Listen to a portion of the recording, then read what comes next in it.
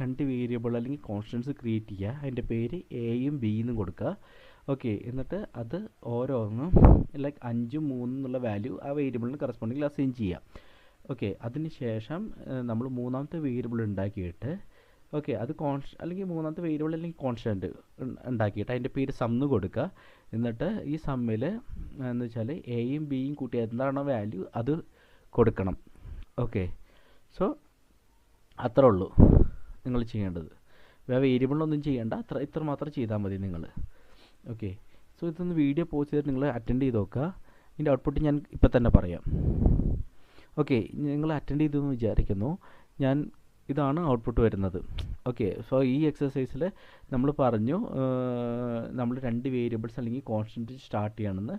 And ആ കോൺസ്റ്റൻസിൽ like 5ഉം 3ഉം value store ചെയ്യണമെന്ന് പറഞ്ഞു. ഓക്കെ, എന്ന് വെച്ചാൽ എയിൽ 5ഉം ബിയിൽ 3 സ്റ്റോർ ചെയ്യുന്നുണ്ട്. അപ്പോൾ ഞാൻ